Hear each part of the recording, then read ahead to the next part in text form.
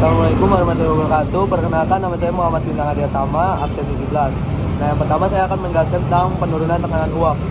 Jadi penurunan tekanan uap terjadi ketika suhu sebuah zat cair diturunkan atau ketika ada perubahan kondisi lingkungan yang mempengaruhi keseimbangan antara uap dan cairan. Contohnya itu seperti jika kita berada di bawah air, misalnya di kedalaman laut. Tekanan laut yang lebih besar akan mengurangi laju penguapan air. Ini sebabnya pada kedalaman yang lebih dalam, air tidak mudah mendidih meskipun suhunya tinggi, karena tekanan luar yang sangat besar menurunkan tekanan uapnya. Yang kedua itu kenaikan titik didih. Terjadi ketika tekanan atmosfer di sekitar zat cair ditingkatkan.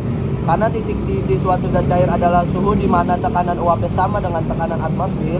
Ketika tekanan atmosfer meningkat, zat cair memerlukan suhu yang lebih tinggi untuk mencapai kondisi tersebut, sehingga titik didihnya pun naik. Contohnya itu jika kita menambahkan garam ke dalam air, titik didih air akan sedikit lebih tinggi dibandingkan dengan air murni. Fenomena ini disebut peningkatan titik didih atau boiling point elevation ya, dan merupakan contoh efek dari larutan non volatif atau zat yang tidak mudah menguap pada pelarut. Contohnya itu air. Yang ketiga ada penurunan titik beku. Terjadi ketika suatu zat terlarut ditambahkan ke pelarut, mengganggu proses pembekuan pelarut tersebut. Ini disebabkan oleh penurunan tekanan uap di atas larutan yang mengurangi suhu di mana pelarut dapat membeku. Elektrolit seperti garam akan terionisasi dalam larutan dan menghasilkan lebih banyak partikel, sehingga penurunan titik beku lebih besar dibandingkan dengan zat non elektrolit yang tidak terionisasi seperti gula. Sebagai contoh, melarutkan garam dalam air akan menyebabkan titik beku air lebih rendah dibandingkan dengan melarutkan gula dalam jumlah yang sama. Yang berikutnya yaitu ada contoh soal dari reaksi redox.